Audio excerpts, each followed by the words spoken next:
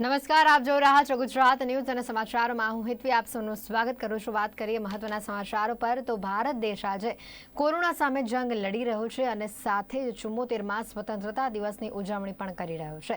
દેશમાં ઠેર ઠેર દેશભક્તિનો માહોલ જોવા મળી રહ્યો છે। વડાપ્રધાન નરેન્દ્ર મોદીએ 7મી વખત લાલ કિલ્લા પર ધ્વજ ફરકાવ્યો હતો અને આત્મનિર્ભર ભારત બનાવવા સૌના સહયોગની વાત કરી। વડાપ્રધાન મોદીએ આઝાદીના આ પાવન પર્વ નિમિત્તે તમામ દેશવાસીઓને શુભેચ્છાઓ પાઠવી। તેઓએ જણાવ્યું કે આજે જે આપણે સ્વતંત્ર ભારતમાં શ્વાસ લઈ રહ્યા છે તેની પાછળ મા ભારતીના લાખો શહીદોના ત્યાગ, બલિદાન અને સમર્પણ રહેલા છે।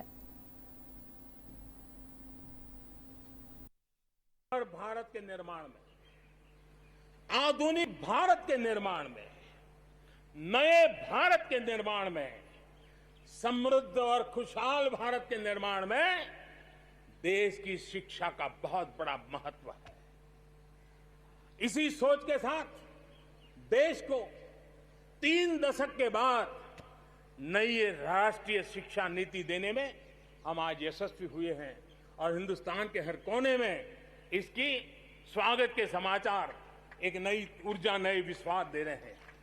ये शिक्षा, ये राष्ट्रीय शिक्षा नीति हमारे विद्यार्थियों को जड़ से जोड़ेगी, लेकिन साथ साथ उसको एक ग्लोबल सिटीजन बनाने का भी पूरा सामर्थ्य देगी।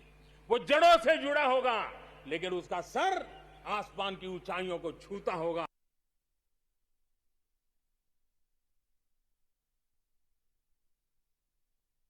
જે પ્રકારે દ્રશ્યોમાં અમિત શાહ અત્યારે ધ્વજવંદન કરી રહ્યા છે, ચોક્કસથી કહી શકાય ગૃહમંત્રી અમિત શાહ અત્યારે ધ્વજવંદન કરી રહ્યા છે। આજે દેશનો 74મો સ્વતંત્રતા દિવસ છે અને તે બદલ તેઓના જે અમિત શાહ રાષ્ટ્રધ્વજને વંદન કરતા દ્રશ્યો આપ જોઈ રહ્યા છો। ચોક્કસથી આપણે સ્ક્રીન ઉપર જીવંત દ્રશ્યો આપ જોઈ રહ્યા છો।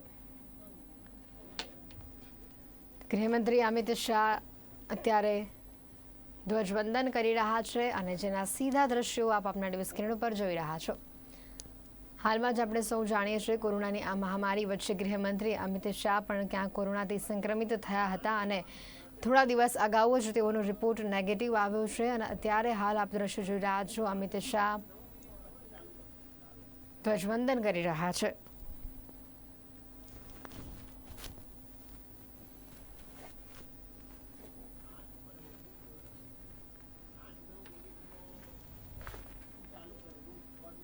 હાલ આપ જે પ્રકારે દ્રશ્યમાં જોઈ રહ્યા છો, અમિત શાહે ધ્વજવંદન કર્યું અને તે બાદ તેઓ તમામ પોલીસ અધિકારીઓને 74મા સ્વતંત્રતા દિવસની શુભકામનાઓ પાઠવી રહ્યા છે।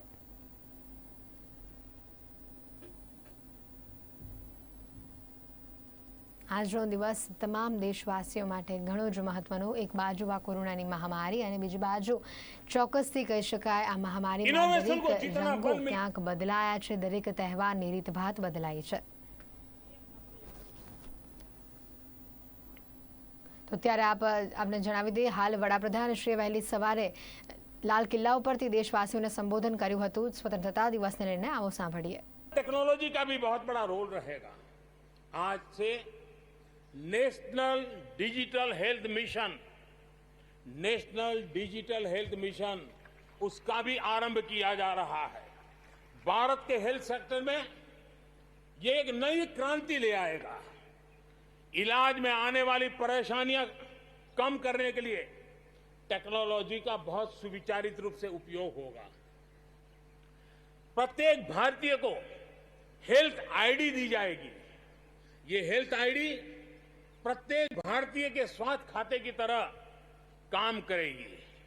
आपके हर टेस्ट, हर बीमारी, आपको किस डॉक्टर के पास कौन सी दवा ली थी, उनका क्या डायग्नोसिस था, कब दी थी, आपकी रिपोर्ट क्या थी, ये सारी जानकारी इस एक हेल्थ आईडी में आपको समाहित की जाएगी।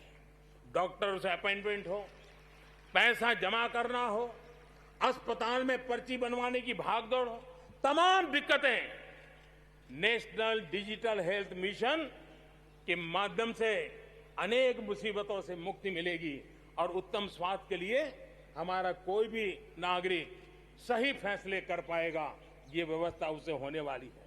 जब भी अब कोरोना की बात आती है तो एक बात स्वाभाविक है, हर किसी के मन में सवाल है, कोरोना की वैक्सीन कब तैयार होगी? ये सवाल हर एक के मन में है, पूरी दुनिया में है।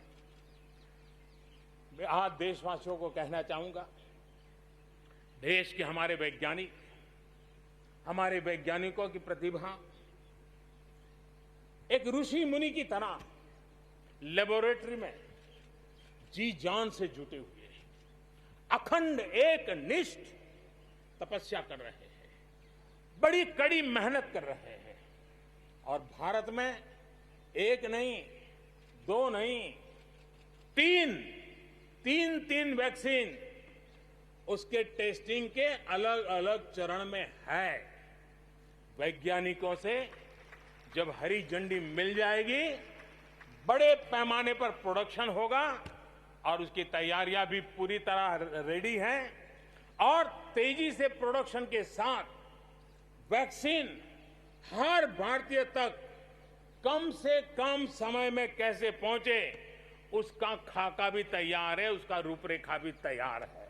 जब हम एक असाधारण लक्ष्य को लेकर के असाधारण यात्रा पर निकलते हैं, तो रास्ते में चुनौतियों की भरमार होती है और चुनौतियां भी असामान्य होती है। इतनी आपदाओं के बीच ही सीमा पर भी देश के सामर्थ्य को चुनौती देने के दुष्प्रयास हुए,